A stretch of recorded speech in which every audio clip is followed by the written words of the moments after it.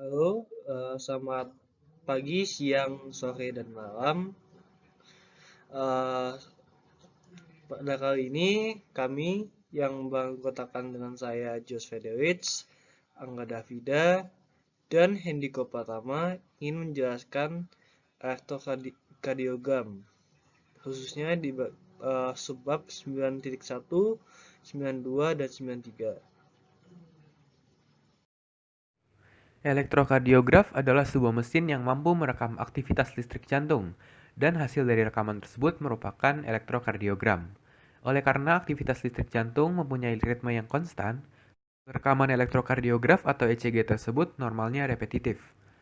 Maka jika elektrokardiogram mempunyai kejanggalan, penyakit atau masalah di bagian atau area jantung tertentu dapat ditentukan. Oleh karena itu, ECG dapat digunakan untuk mengklasifikasikan penyakit jantung. Ya, di sini saya ingin menjelaskan tentang fungsi dan struktur dari jantung. Sebelumnya, mungkin saya ingin mendefinisikan kembali bahwa jantung adalah sebuah struktur yang terdiri dari berbagai otot-otot jantung yang bertanggung jawab untuk menyalurkan atau mengalirkan aliran darah ke seluruh tubuh.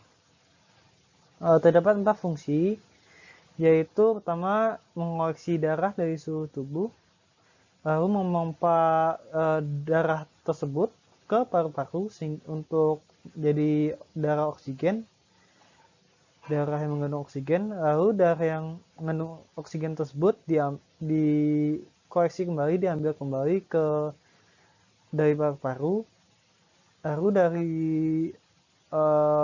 darah tersebut akan dipompa yang nantinya akan menuju ke seluruh tubuh. Terdapat 4 bagian, yaitu sambi kanan, sambi kiri, bilik kanan, dan bilik kiri.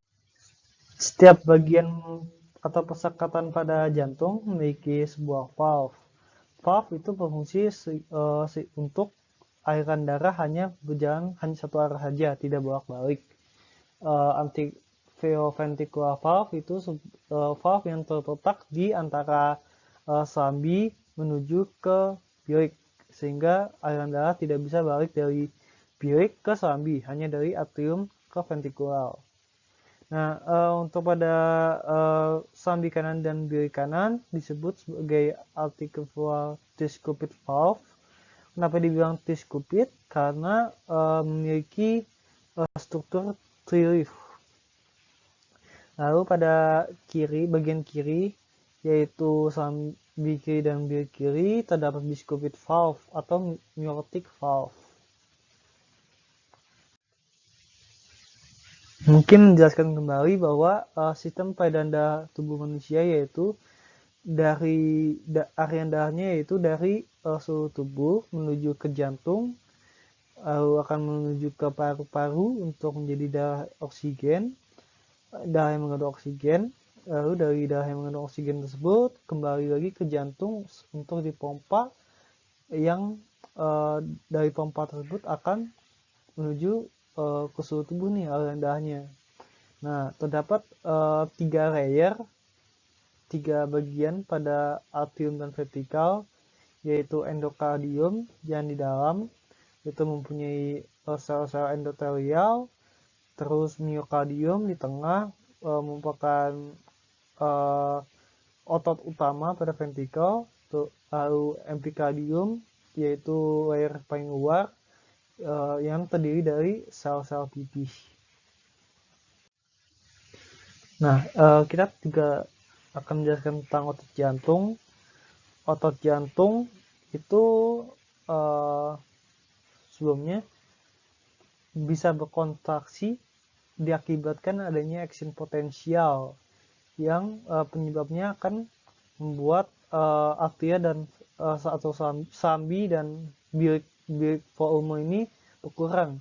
Dari volume yang berkurang tersebut dengan menggunakan rumus tekanan, kita tahu nih bahwa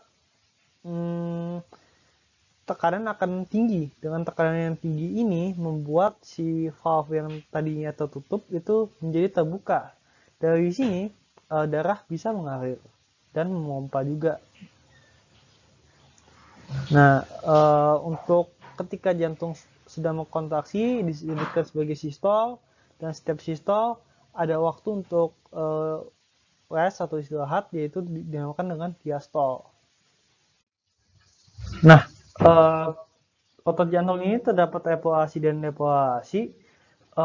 Kita tahu juga bahwa depolasi dan evaluasi pada otot jantung ini lebih panjang dibandingkan otot-otot lain. Dan juga evaluasi yang panjang ini menyatakan bahwa tidak ada gerakan atau kontraksi yang mengoverlap. Nah, namun depolasi dan evaluasi waktu ini bisa saja kita pendekkan jika terdapat sebuah usaha atau tingkah, yaitu seperti gerakan yang repetitif sehingga dapat membuat depolasi period ini berkurang. Ini yang membedakan otot jantung dengan otot skeletal, di mana otot jantung ini sangat adaptif terhadap tubuh fisikal kita, yaitu mungkin ketika kita berolahraga otot jantung akan lebih banyak berkontraksi sehingga dapat menyalurkan aliran darah ke seluruh tubuh lebih cepat lagi. Selanjutnya saya akan menjelaskan tentang proses eksitasi di kardiak. Nah, di sini kita harus mengetahui bahwa nodal sel pada jantung tidak memiliki rest potensial, namun memiliki konstan ionik, gitu kayak seperti kebocoran pertukaran ion. Dengan adanya pertukaran ion ini menyebabkan bisanya depolasi secara spontan pada interval yang regular. Ketika si sel membran tersebut mencapai sel membran potensial tersebut mencapai batasnya. Nah, nodal sel pada jantung tuh terdapat ada dua, yaitu sinoatrial node (SA node) dan atrioventricular node (AV node). Ini biasanya disebut juga sebagai natural pacemaker. Nah, terdapat juga kayak delay pada SA node dan AV node ini yang terjadi disebabkan oleh propagasi electrical impulse dari dua node tersebut. Oke. Nah, selanjutnya kita harus tahu nih bahwa cardiac cell hanya meneruskan depolasi fisiknya kepada tetangga sebelahnya, sampingnya. Maka dengan itu semua sel otot jantung itu harus terhubung satu sama lain atau biasa disebut sebagai interconnected disk. Nah, kita bisa lihat nih pada grafik di bawah otot satu sama lain itu terhubung sehingga sel-selnya bisa excited. Nah, ketika semua sel bisa excited pada ujung jantungnya ini, nah itu biasanya disebut sebagai smooth depolarization. Ini berarti membuktikan bahwa ventricle itu bekerja secara maksimum. Nah, namun ketika depolarization ini tidak maksimum, maka akan ada abnormalities pada jantung. Nah, dari sini kita tahu fisiologi dan anatomi jantung, kita bisa nih mengaplikasi dengan menggunakan EKG, kita melihat abnormalities dari jantung sehingga dapat mendeteksi penyakit pada jantung. Sekarang kita akan membahas tentang sejarah dari ECG. ECG merupakan representasi daripada kegiatan depolarisasi dan repolarisasi otot jantung yang dilakukan secara repetitif. ECG ini sendiri mempunyai 5 peaks yang ditandai dengan huruf P, Q, R, S, dan T. Nah, ECG pertama kali dibuat oleh seorang ilmuwan Belanda bernama Willem Einthoven pada tahun 1903. Pada awalnya ECG yang dibuat itu tidak seperti sekarang. Awalnya ECG itu merupakan sebuah galvanometer yang disambungkan ke pen tinta. Nah, perbedaan dari voltase akan mengakibatkan galvanometer untuk menggerakkan pennya. Tiap-tiap elektroda pada galvanometer tersebut itu sambungkan ke pen yang berbeda. Nah, sedangkan kalau ECG sekarang, elektrodanya disambungkan ke amplifier. Seperti yang sudah disampaikan di awal, ECG memiliki 5 peaks. Yang pertama adalah P-wave. P-wave merupakan suatu gelombang yang dihasilkan karena depolarisasi pada atrium. Nah, P-wave ini berlangsung hanya sekitar 90 milidetik dan amplitudonya tidak melebihi dari 2,5 kali 10 pangkat 4 volt atau sekitar 0,25 milivolt. Nah, pada saat depolarisasi atrium akan kontraksi dan mengisi ventricle. Selanjutnya, P-wave akan dilanjutkan oleh QRS kompleks. QRS kompleks itu merupakan suatu gelombang yang dihasilkan karena depolarisasi ventricle. Nah, depolarisasi ventricle ini terjadi dari dalam ke luar dinding ventricle dan dari bawah ke atas. Amplitudo dari QRS kompleks ini mencapai sekitar 1 milivolt dan berlangsung hanya sekitar 80 milidetik. Selanjutnya QRS kompleks akan dilanjutkan dengan T-wave. T-wave merupakan gelombang yang dihasilkan karena repolarisasi ventricle. Repolarisasi ventricle itu memiliki polaritas yang berbeda dengan depolarisasi. Dan proses repolarisasi ini juga terjadinya dengan urutan yang berkebalikan dengan depolarisasi, yaitu dari luar ke dalam dinding ventricle. Selanjutnya ada repolarisasi dari atrium. Nah, sinyal yang dihasilkan oleh repolarisasi atrium ini sangatlah lemah dan terjadi di tengah-tengah QRS kompleks, sehingga biasanya tidak terekam oleh ECG. Pada proses repolarisasi atrium akan berelaksasi dan kembali diisi oleh darah. Dan ini merupakan rekap dari apa yang sudah dijelaskan tadi. P-wave merupakan gambaran dari depolarisasi atrium, QRS kompleks menggambarkan depolarisasi ventricle, dan T-wave menggambarkan repolarisasi ventricle.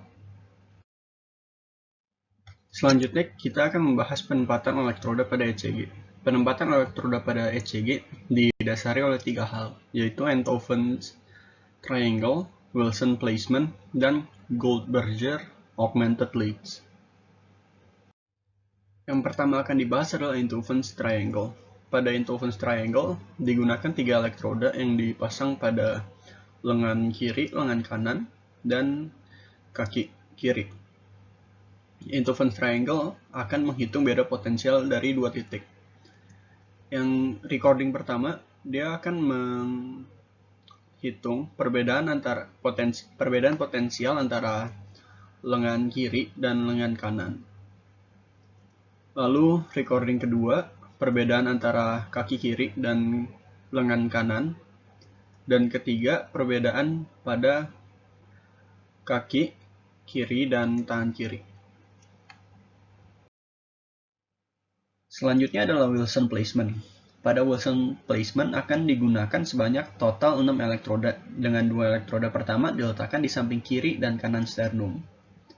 Lalu 3 elektroda selanjutnya akan diletakkan di sisi kiri sternum setelah elektroda kedua atau elektroda yang berwarna kuning.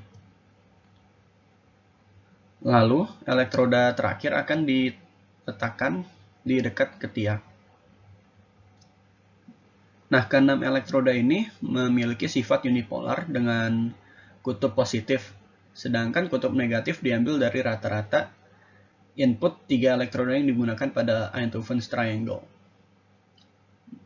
Karena bentuk jantung yang simetris dan cara kerja yang bersifat sinkron, maka akan ada 2 gelombang yang saling meniadakan. Namun jika pada suatu kejadian ada 2 gelombang yang tidak saling meniadakan sehingga ada resultan nilainya, hal itu dapat digunakan sebagai indikasi adanya suatu masalah. Yang terakhir merupakan Goldberger Augmented Leads. Goldberger Augmented Leads merupakan modifikasi dari Einthoven Triangle yang dikemukakan oleh Goldberger. Goldberger menemukan bahwa sensitivitas dari pengukuran dapat ditingkatkan dengan cara melakukan uncoupling dari 3 elektroda yang digunakan pada Einthoven Triangle ini.